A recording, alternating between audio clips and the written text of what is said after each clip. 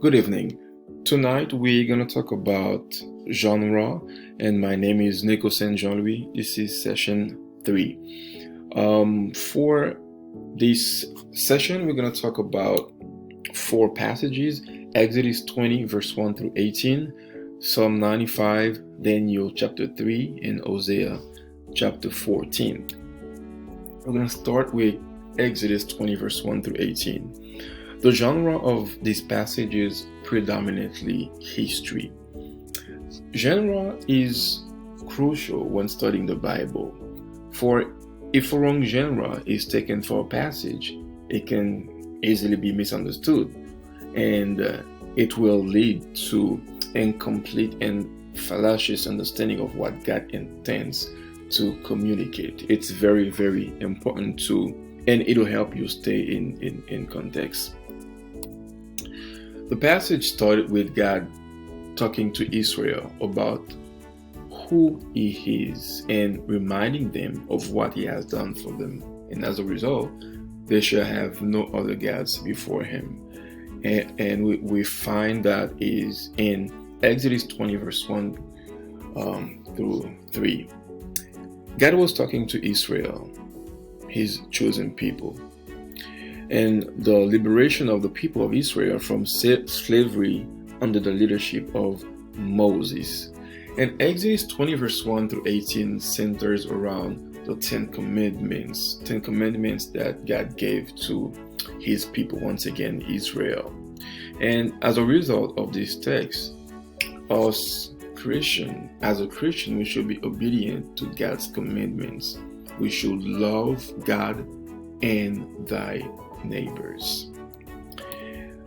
Second passage we're going to talk about is Psalms 95. Psalms 95 speaks about the King of the Kings, which is Jesus, God. Therefore, the genre is kingship. Genres help us to understand the real meaning of a passage, or the real meaning of passages, and what the writers intended as a message. Psalm 95 is a hymn psalm, and it is one of the royal of kingship psalms. It praises God as the kings of His people. The passage is addressing to Israel, and the main point of the passage is worship.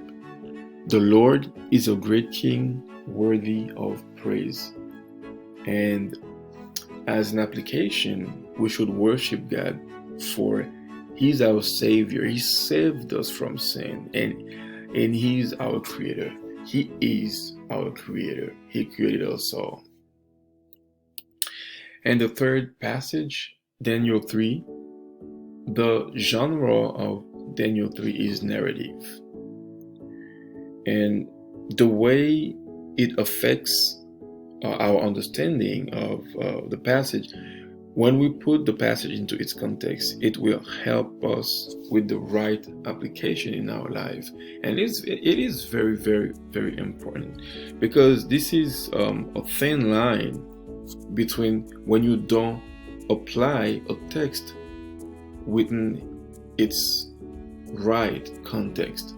You can damage your life in a lot of ways. The passage is talking about how God preserved 3 faithful Hebrew from harm. Daniel is addressing Israel, and the main point of Daniel 3 is, just as the God of Israel saved Daniel and his friends from their oppressors, He will save all Israel in their current situation.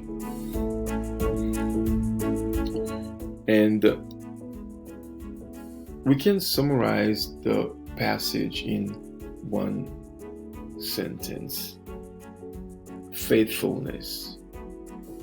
Faithfulness. How God being faithful, to us whenever we listen to God, whenever we obey to His commandments. And as a Christian, the Bible commands us not to bow down before any other gods. but himself. And that's what those three Hebrews, that's what they did with the statue. They didn't want to bow down before that gods. And yes, God saved them from, from harm. And the last one is Hosea 14. The genre of Hosea 14 is prophecy. And the way we interpret the Bible, it is our theology, and it will determine and soon become our lifestyle. That's why it is eminent to make the effort to always stay in context. Context, context, context.